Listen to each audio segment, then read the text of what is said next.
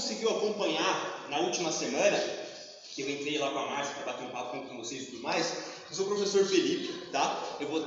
Eu vou ministrar a disciplina de ética para vocês, não sei ao certo quanto tempo eu vou ficar com vocês, porque infelizmente meu contrato está no final, tá bom? Então já fiquem cientes que ao longo do semestre vai vir outro professor aí, não sei se é semana que vem ou se é no mês que vem, a coordenação está se organizando para isso ainda, tá bom? Mas eu vou ficar esse período aqui junto com vocês para dar a disciplina de ética e cidadania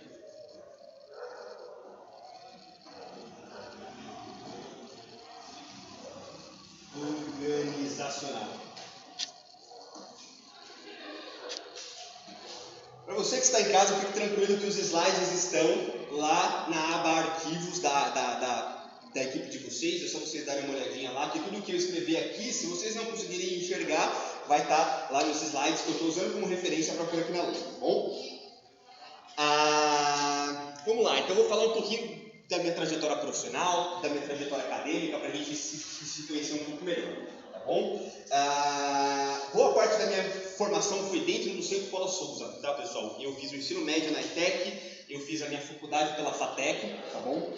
Eu sou muito grato de hoje em dia ter a oportunidade de ser um docente integrante do Centro Paula Souza. É um orgulho muito grande para mim, porque eu tenho, dentro da minha concepção, eu devo muito ao Centro Paula Souza, e é muito bom para mim. Entra aí, amigão, fica à vontade, primeira DM, né? Fica à vontade, cara. E é muito gratificante para mim poder ter a oportunidade de retribuir, pelo menos nem que seja só um pouquinho, das experiências bacanas, do meu crescimento que eu desenvolvi dentro do Centro Paula Souza, e hoje em dia poder estar aqui dando aula e compartilhando um pouquinho das minhas experiências. Então, é difícil até de descrever para mim qual que é essa sensação, né?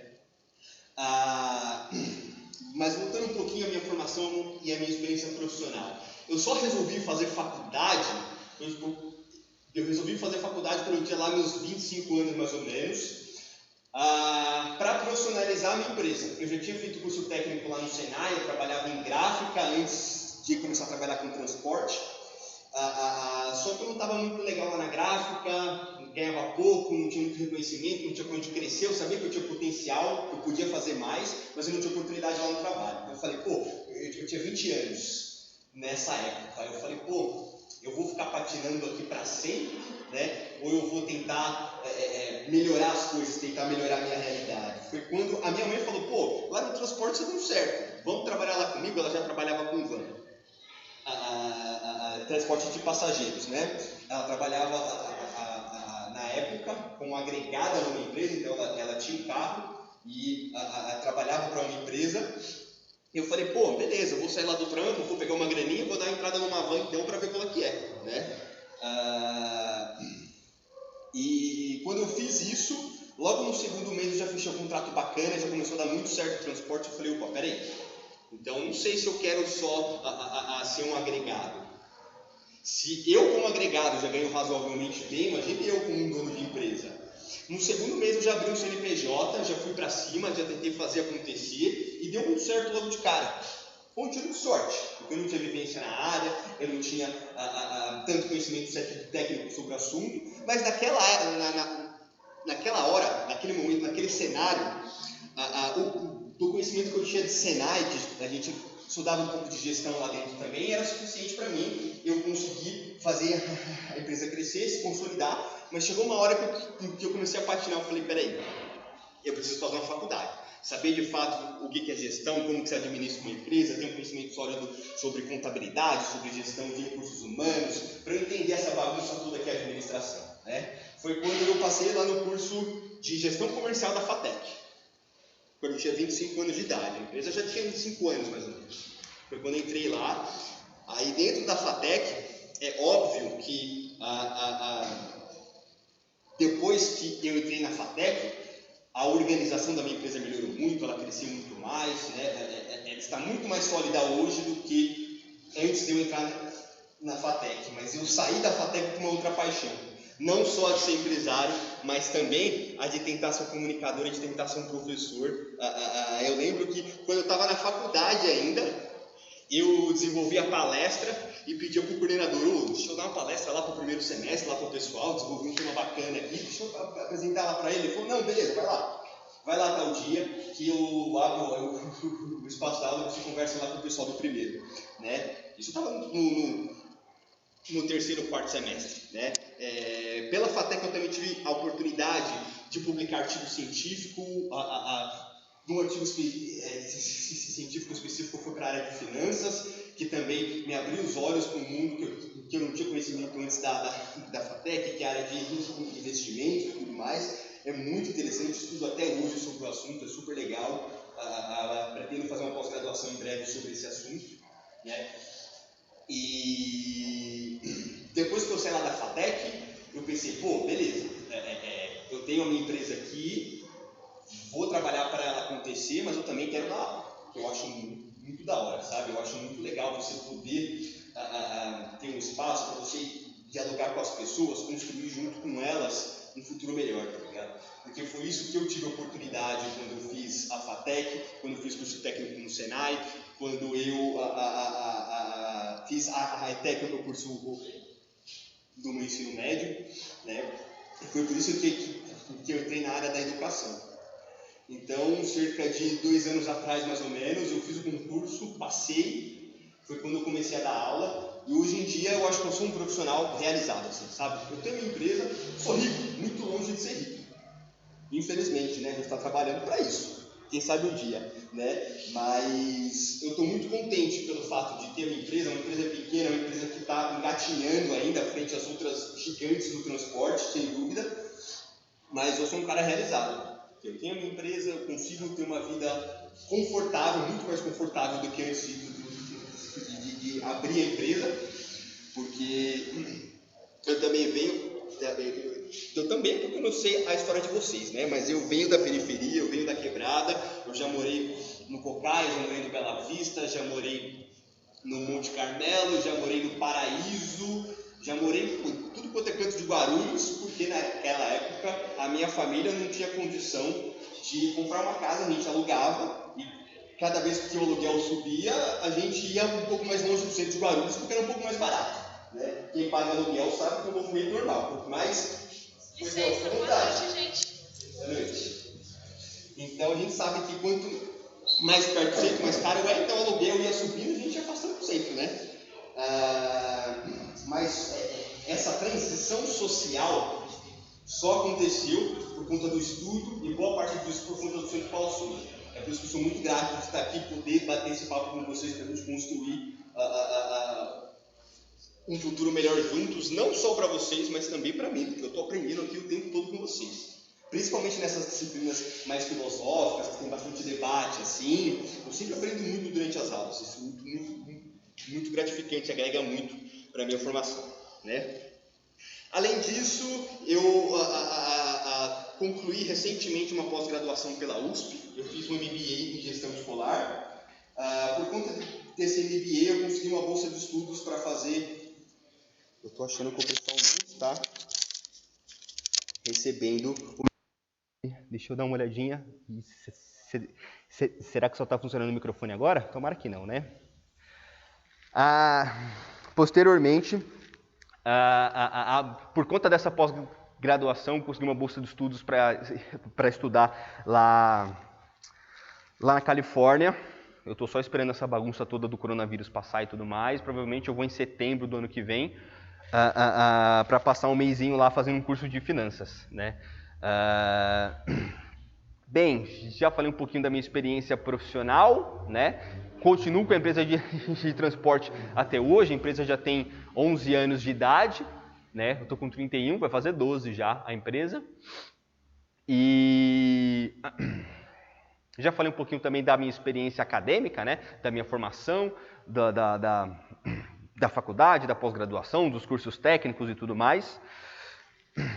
Então, eu não passei junto com vocês ainda as bases tecnológicas do curso, né? Porque vocês estavam em aula com a professora Karina e a professora Márcia, né?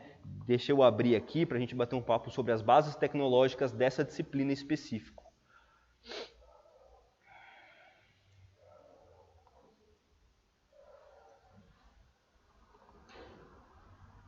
Professor, o que são essas bases tecnológicas? É basicamente as competências, as habilidades e os conteúdos que a gente vai ver ao longo desse semestre, tá bom? Então eu vou dar um panorama geral de qual que vai ser o conteúdo nessa disciplina que vocês vão ver, tá bom?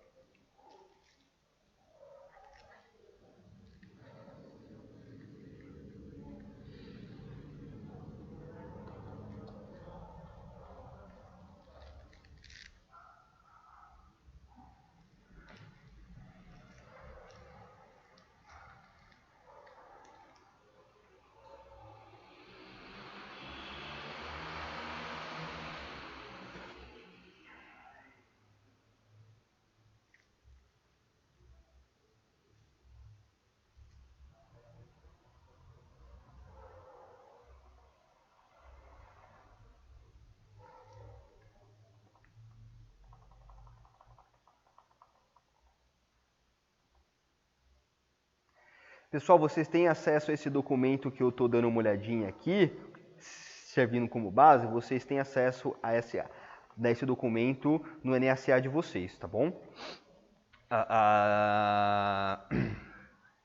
Então, as bases tecnológicas elas são basicamente divididas em competências, habilidades e as bases tecnológicas em si, né? Competências... Não precisa anotar isso aqui não, tá? Isso aqui é mais formal mesmo, que está dentro lá no plano de curso de vocês, não é disciplina em si isso aqui, mas é importante vocês saberem como é que vai funcionar o curso de vocês, né?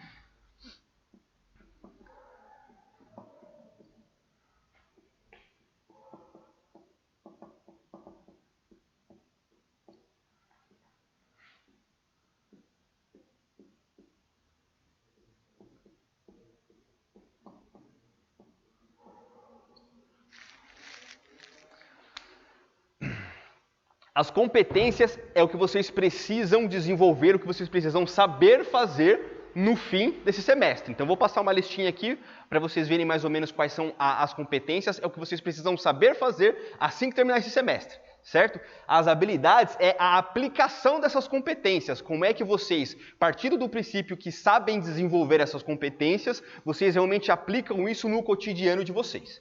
Beleza? E as bases tecnológicas são os conceitos de fato, né? São as teorias que serão abordadas ao longo desse semestre.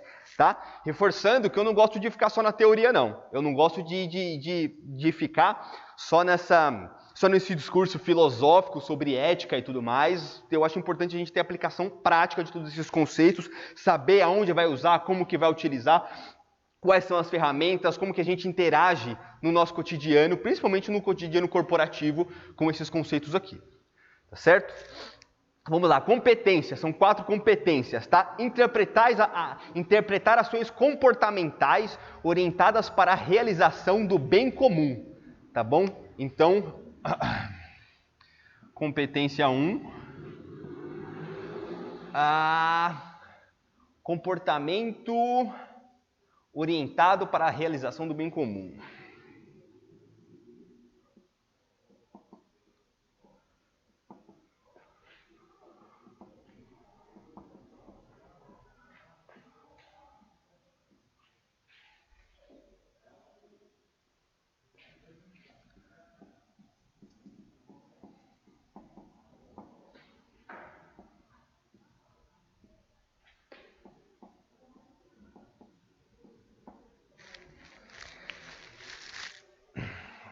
Então, isso aqui deve ser uma competência ao final do semestre. Vocês precisam saber desenvolver um comportamento para a realização do bem comum.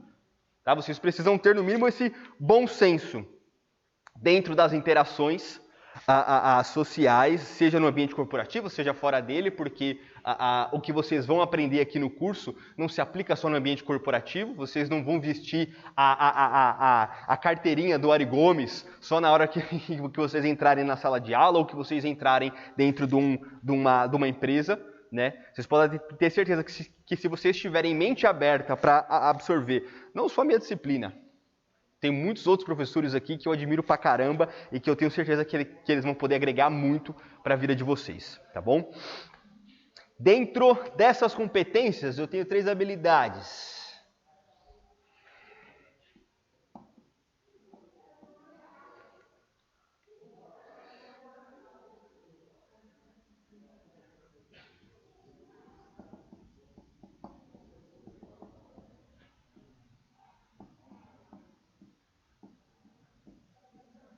Se a minha letra estiver ruim de entender, vocês avisam, tá, pessoal?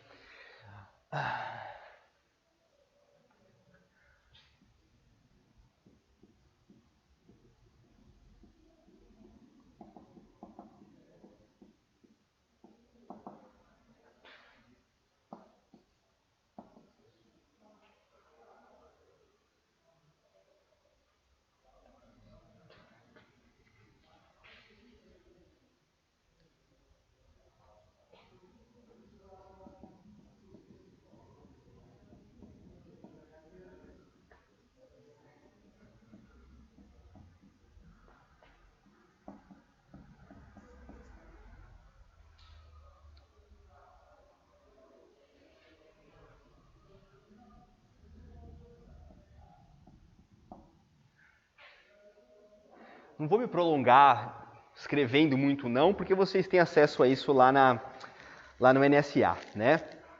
Então, de diferenças de valores éticos e morais, né? A gente vai ver que valores éticos são mais racionalizados, são mais intrínsecos de cada indivíduo, né? Aquele indivíduo constrói esses valores éticos de acordo com a vivência, com as experiências, com o que ele sente, tá? Existem até questões biológicas que influenciam dentro desse aspecto ético. Então, sim, a ética, ela, num grau muito mais abstrato, ela pode ser até orientada pelo nosso DNA. Isso também tem impacto na nossa ética, certo? E os valores morais, eles estão mais ligados às leis da sociedade, a como que a sociedade enxerga, como que a sociedade interage entre si e quais são os padrões dessa interação, né? Como que a sociedade julga que são as boas práticas, por exemplo, de um patrão para com o seu funcionário, da sua mãe para com o seu filho, do seu irmão para com a sua irmã, enfim. Todas essas interações sociais, as normas sociais para essa interação, está dentro dos valores morais, né? E os valores éticos, eles são mais individuais. Eles passam, teoricamente, por uma racionalização do indivíduo para ele criar a sua própria ética, tá bom? Esse é o conceito abrangente dentro dessa situação. Então, vocês vão ter que compreender essas diferenças de valores, certo?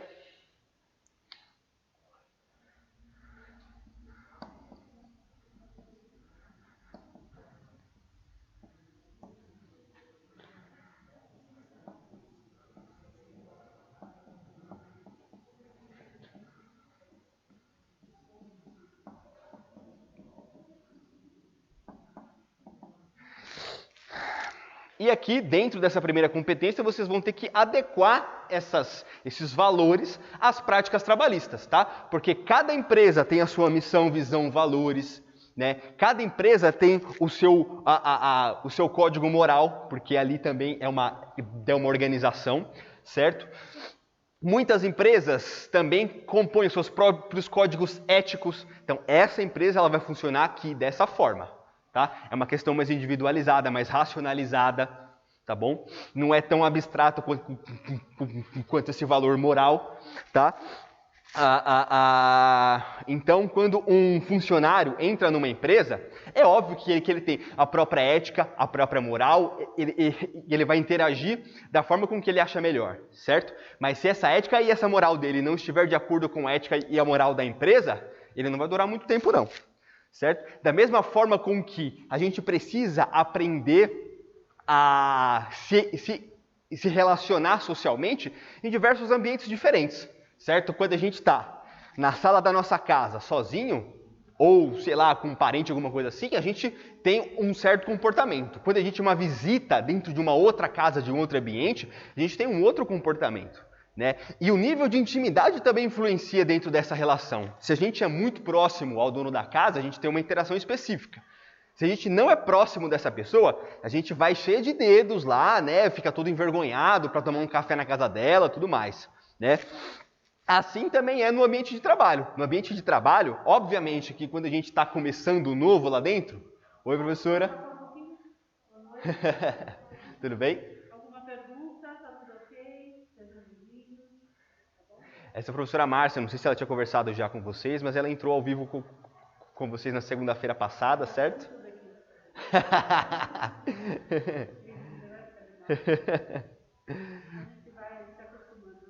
Faz parte, né? Qualquer coisa, tá? O representante está hoje aqui? Quem é? O representante de aula? Eu acho que ele não veio hoje, né? Se o representante aqui tá Eu preciso tirar? Conversa com ele. Aquele, né, que gosta de estar sabendo de todas as informações. Porque muita coisa eu preciso passar no particular para vocês e vocês passam no grupo. Entendeu? Porque a gente só utilizar aquele. Eu vou precisar dos aí de vocês. Então eu tenho, por exemplo, aluno que não está no grupo do árbitro. A gente precisa descobrir, entendeu? Pode deixar que eu bato o papo com eles aqui, já oriento para eles. Uhum. Pelo menos os dois representantes. Tá bom? Beleza, prof. Então, esse representante funciona da seguinte forma. São basicamente dois líderes dentro da sala de aula, tá? Que a coordenação vai ter contato direto com esses dois líderes, né? Líderes no sentido, né, não formal, no sentido informal. Eles vão ali intermediar da coordenação com a sala, né? Então, quando a coordenação tiver alguma demanda, alguma comunicação, vai passar para esse representante e o representante passa para toda a turma, né? Ele vai ser, quando a sala tiver uma demanda, o que é plenamente normal, pô, coordenação, então, a gente estava pensando em fazer assim, assim, assado, outra ideia, enfim. Esse é o canal de comunicação da sala direto com a coordenação também, tá bom? Então é interessante pegar duas pessoas bem participativas, que estão ali participando sempre de todas as atividades e tudo mais, que esse representante vai fazer um canal de comunicação efetivo da sala com a coordenação, tá? Então organizem-se, não sei se alguém já quer se predispor a fazer parte, a compor. Imagina, prof. Precisa dar uma volta com eles na escola para mostrar. Tá bom, pode deixar. O banheiro é aqui, lá embaixo tem um bebedouro, por enquanto vai usar lá embaixo. Tá bom, Tá? beleza. Fechou, prof. Daqui a pouco eu dou uma volta com ele sim. Então, esse é o papel do representante, mas basicamente fazer de uma intermediação da sala com a coordenação, tá? Não é muito trabalho, a Márcia dá uma puxadinha de orelha de vez em quando, mas isso aí faz parte, né? Isso aí faz parte. Então, beleza, pessoal? Então, quando a gente está dentro do ambiente corporativo, a gente também precisa saber como é que lidar dentro daquela situação. E as empresas, em geral, as grandes empresas, elas têm ferramentas para nortear a interação do seu funcionário com o cliente da forma com que ela acha certo. Por exemplo, quando tem um vendedor, quando eu dei um vendedor, em geral, as empresas organizadas, né, esse vendedor não pode falar o que ele quer. Existe um script, tem um texto que ele precisa seguir no atendimento do cliente para seguir a padronização que a empresa orienta que seja dessa forma, tá bom? Isso num call center também tem esse script, né? Seja num pós-venda também tem uma orientação da forma com que esse atendente, esse vendedor tem que interagir com aquele cliente. Não só na área comercial, em diversos outros aspectos, seja num saque no atendimento ao cliente, seja numa autorizada, ou seja dentro de um e-mail, existem diversas formas que a empresa utiliza para nortear essa interação dos seus funcionários com os seus clientes, para expressar esses valores éticos e morais que a empresa tem. Ela formaliza isso por base da cultura organizacional, da missão, visão e valores, e ela pede para expressar isso aqui dentro do ambiente corporativo, tá? E ela expressa esses valores morais não só nas interações dos seus funcionários com seus clientes, mas dentro da própria empresa, os próprios funcionários também têm que interagir de acordo com esses valores éticos e morais, senão eles perdem o emprego.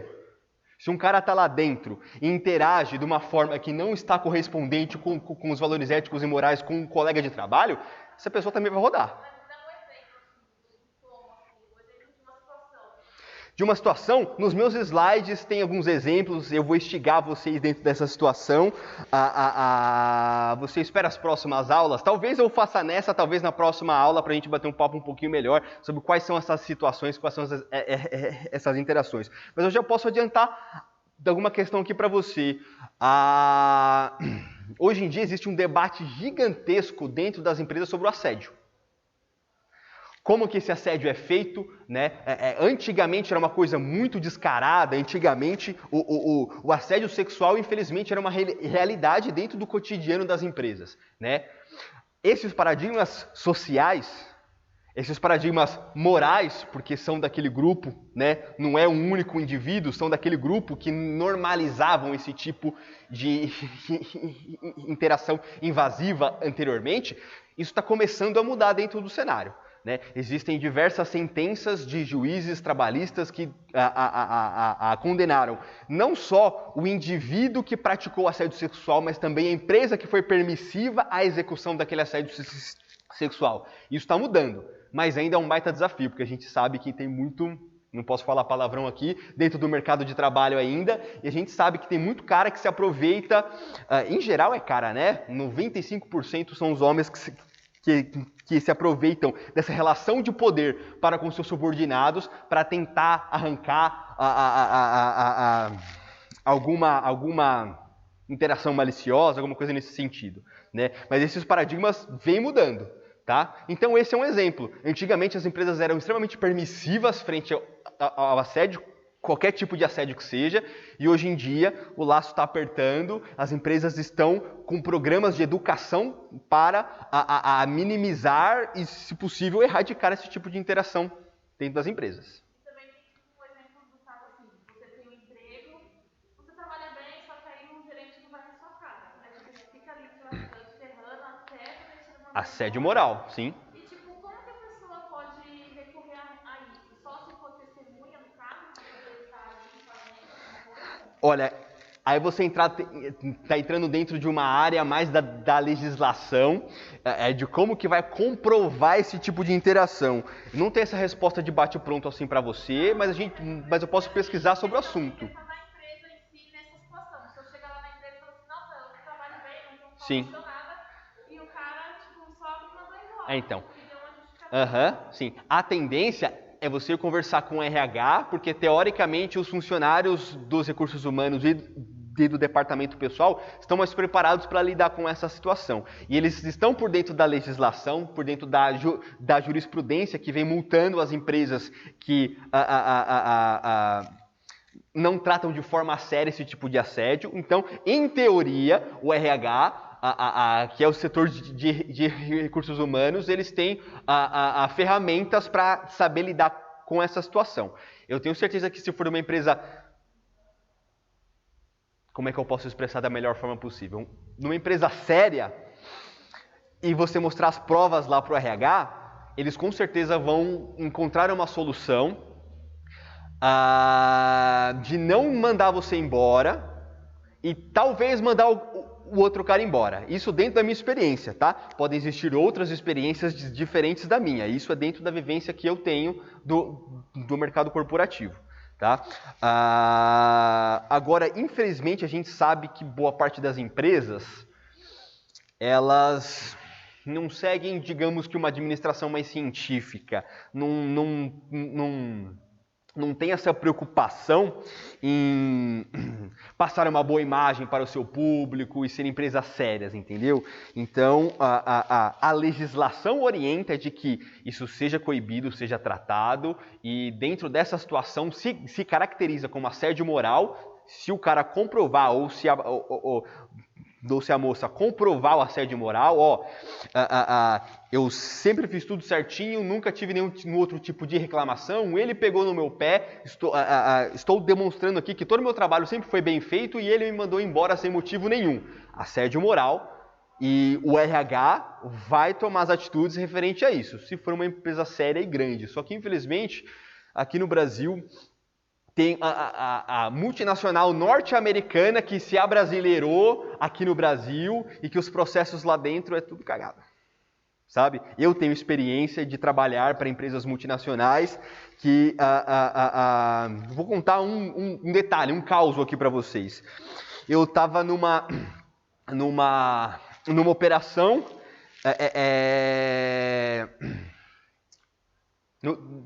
numa operação de transporte num final de semana, pegando os funcionários de uma empresa e levando eles para casa. Basicamente isso, a minha empresa, fretado. Eu pego o pessoal lá na empresa e levo para casa. Basicamente isso, né? E eu estava dentro dessa operação, foi algum tempo atrás, eu era motorista, eu trabalhava ao volante ainda na época, e o pessoal entrou. Eu fui deixando durante o itinerário o pessoal em casa. Quando chegou perto lá do final, só ficou um rapaz lá no banco da frente da van. E eu comecei a bater um papo com ele. Ele era novo na empresa. Aí ele me contou de que quando ele fez a entrevista, tinham pelo menos umas 15 pessoas lá e praticamente todas eram mais qualificadas que ele. Tinha gente que estava fazendo faculdade, tinha gente que já tinha terminado a faculdade, tinha gente que tinha experiência na área, tinha, enfim, um público ali que estava sendo selecionado, em geral, muito mais competente do que ele para desempenhar aquela atividade. É uma empresa multinacional norte-americana que fica localizada aqui em Guarulhos. Só que ele era sobrinho do diretor. Quem é que foi contratado? O sobrinho do diretor. É uma multinacional norte-americana. Aí você já vê que essa multinacional norte-americana não tem muito padrão ético e moral, pelo menos não aqui no Brasil. Né? Porque em detrimento de um bom serviço, de um bom profissional para desempenhar ali o seu papel, os caras escolheram um cara que não tinha formação, que não tinha experiência na área, que ele claramente entrou lá falando, entrei aqui porque eu sou sobrinho do diretor, então eu estou de boa aqui. Aqui eu não preciso me estressar não, que o meu emprego está garantido. Né? Qual que vai ser a eficiência do papel dele dentro da empresa? Zero, né? Mas só para a gente compreender que, em teoria, as empresas são orientadas pelo ordenamento jurídico, tudo certinho, para coibir esse tipo de posicionamento. Mas eu não posso confirmar para você que todas as empresas vão ter essa postura. Tipo, é mais teoria mesmo, né? Tipo, eles colocam lá um slogan deles. Porque não sei lá. Mas no fim, não é nem isso, né? Então, exatamente, existe esse contraponto, né? Mas as coisas vêm mudando, viu? As coisas vêm mudando. Tem muito juiz que multou em centenas de milhares de reais empresas que não deram ouvidos às acusações de assédio sexual, assédio moral, todas essas questões. Então, está começando a mudar esses paradigmas aqui no Brasil. Teve um caso de uma equipe de vendas que o gestor da equipe de vendas ele propôs uma brincadeira de que quem ficasse por último das metas lá, né, da proporção de vendas, quem ficasse com menos vendas no fim do mês ia ter que imitar uma galinha na frente da equipe toda. Né? Aí chegou o fim do mês, um indivíduo foi lá, você ficou por último dentro das metas, então você vai imitar a galinha. O cara entrou com um processo e a empresa foi multada em 250 mil reais, se eu não me engano. Né? E não é um caso tão esdrúxulo assim, né? Vemos e convenhamos imitar a galinha, e eu já vi pessoas passando por coisa pior do que isso na frente de todo mundo, né? Acho que é um negócio de Cruzeiro, se eu não me engano. Não lembro de que cidade que era, que teve, que todo dia eles faziam uma reunião e quem não batesse a meta era demitido. Aí, ó, tá vendo? Todos os dias demitiam uma pessoa.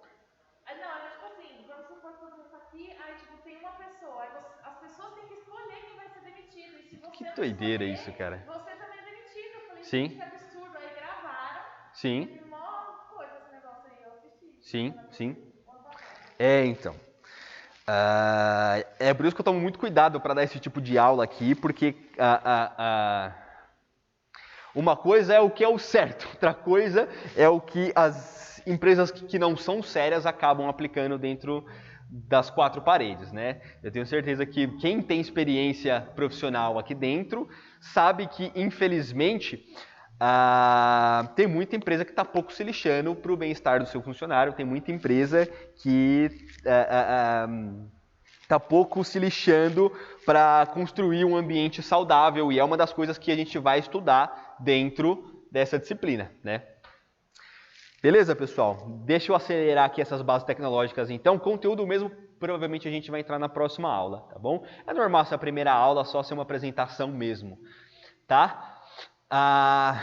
Então vamos lá. Eu vou começar a citar o que é importante aqui, tá bom?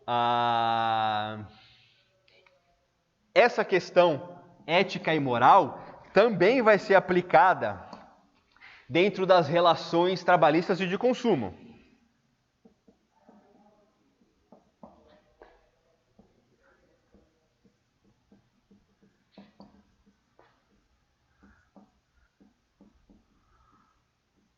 Tá? Das relações trabalhistas tem a CLT, que é a consolidação das leis trabalhistas, e também a jurisprudência.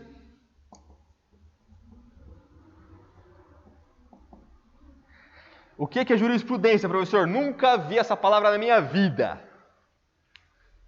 Jurisprudência são as decisões dos juízes dos tribunais referente às interações da CLT, tá? Então, se a CLT determina que o ambiente precisa ser minimamente saudável e salubre, a jurisprudência vai determinar o que é um ambiente saudável e o que é um ambiente salubre ou insalubre, tá? Então, a jurisprudência, que é a decisão dos juízes, é o que vai determinar, a partir daqui, infringiu a lei, está errado, precisa ser julgado. Até aqui, ainda não infringiu a lei, tá bom? E dentro das relações de consumo, tem o Código de Defesa do Consumidor. Tá? O Código de Defesa do Consumidor legisla, né, orienta todas as interações de consumo, todas as interações comerciais. Então, como que a empresa deve interagir com o seu cliente? Isso está dentro dessa legislação e, obviamente, que isso passa a ser um parâmetro moral. Se a empresa não agir dessa forma, dentro desses parâmetros morais, a empresa ela pode ser notificada, ela pode ser julgada, inclusive o dono da empresa pode ir preso por conta do descumprimento do Código de Defesa do Consumidor. Tá? O CDC ele também orienta a pena de prisão. Tá? Não sei se vocês já viram aquele vídeo lá do Russomano, quando ele chega lá. Não sou muito adepto dele não, porque muitas vezes ele está ali fazendo só papel de palhaço, né? Mas tem muitas vezes que ele está certo também, que tem que ir atrás do direito dos consumidores, né? E ele direto fala, você infringiu eu não vou lembrar o número da lei, mas a lei tal, quando você não ofertou nota fiscal ao seu cliente. Então você pode ser preso por não ofertar nota fiscal ao seu cliente, tá? É uma das determinações do Código de Defesa do Consumidor. Beleza, pessoal? Alguma dúvida por enquanto? Estamos tranquilos? E além disso, a gente dentro desse cenário, a gente pode falar inclusive de ações éticas.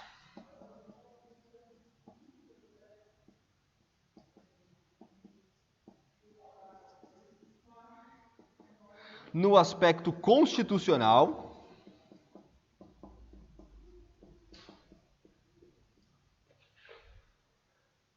e legislação ambiental.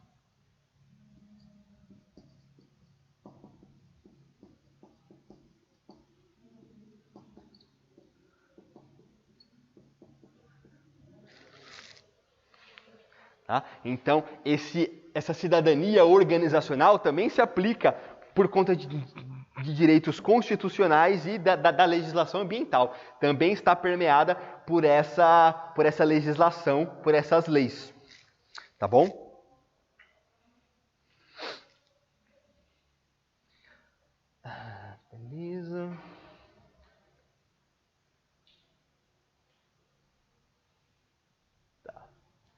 Agora vamos aqui para as bases tecnológicas para eu...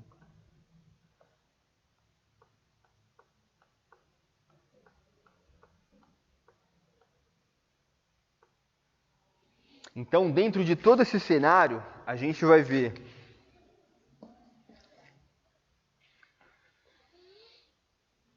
reflexão sobre limites éticos e morais,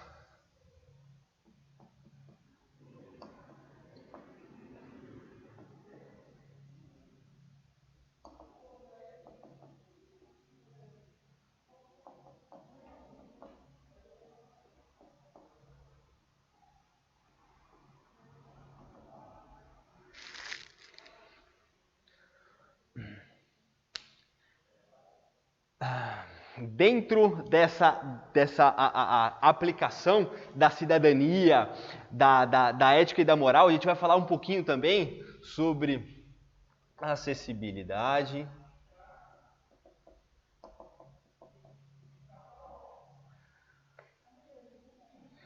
mobilidade,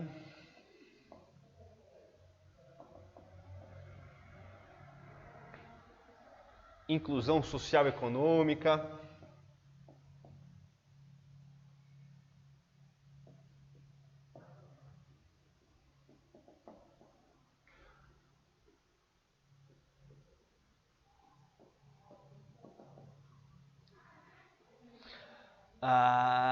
bem,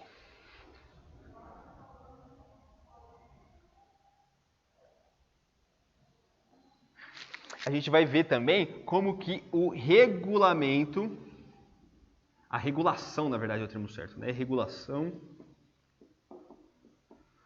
é um instrumento também de ética e moral. Qual que é o papel da Constituição, da legislação ambiental, dos direitos trabalhistas, do Código de Defesa do Consumidor na aplicação da ética e da moral dentro do ambiente corporativo, tá? Seja da empresa com o seu cliente, da empresa com o seu fornecedor, enfim, diversas outras interações comerciais dentro dessa situação.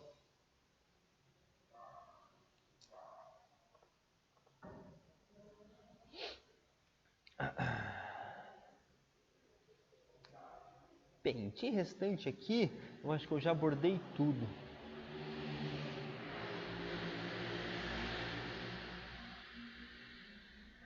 A gente vai falar também sobre códigos de ética.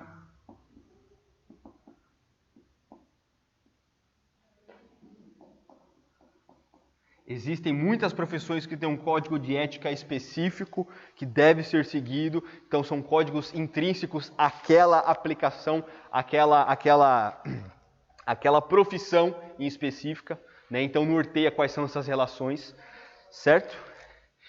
E de restante, eu acho que é só, pessoal. Deixa eu ver se tem mais alguma coisa importante para colocar aqui. Vou falar isso aqui. O desenvolvimento socioeconômico e ambiental também é importante, né?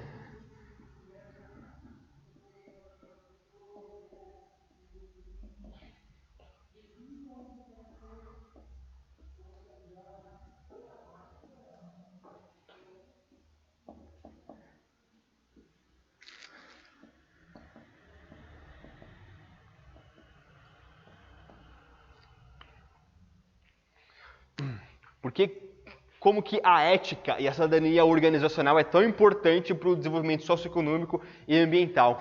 Então a gente vai falar aqui também sobre ISO 14001, sobre essa responsabilidade social empresarial que hoje em dia as empresas precisam colocar em prática, principalmente as maiores empresas, as mais sérias. É um ótimo instrumento para, ao mesmo tempo, ser uma empresa ética, obviamente, estar de acordo com toda a legislação e não correr risco de ser multado nem nada nesse sentido, mas também é uma ótima ferramenta para marketing, para se fazer uma boa gestão de marca, para se consolidar a empresa como uma empresa que é responsável também com a sociedade brasileira, tá? Porque isso cada vez é exigido mais das empresas, né? Empresas que realmente estejam de acordo com os valores dos seus consumidores, tá? Então, empresas, por exemplo, empresas brasileiras que já estão extremamente queimadas com investidores estrangeiros, por exemplo, a Vale. A Vale não consegue mais fazer captação fora do país porque ela está extremamente queimada. A Vale não recebe mais recursos de investidores estrangeiros porque ela não cumpre esses valores éticos e morais da responsabilidade social empresarial. Né? Tem muita família lá que está brigando até hoje para conseguir um teto por conta dos desastres que ocorreram lá em Mariana e Brumadinho. Né? Então, esse tipo de empresa, como eles não estão de acordo, o termo em inglês que está se consolidando para essa ideia de que a empresa precisa estar de acordo com os valores da sociedade é o ESG. Environment, Social e Governamental, alguma coisa nesse sentido, tá? Então, é a preocupação com o meio ambiente, com o social e com o governamental. Governamental, questão de corrupção, pessoal. Empresa que tem envolvimento com corrupção não está dentro do ESG, não consegue investimento internacional também, tá bom? A Petrobras também é um exemplo desse, de empresa que está completamente queimada lá fora e não consegue captação de recursos com investidores estrangeiros. Tá bom? Bem, pessoal, é basicamente isso que nós vamos tratar ao longo do semestre, tá bom?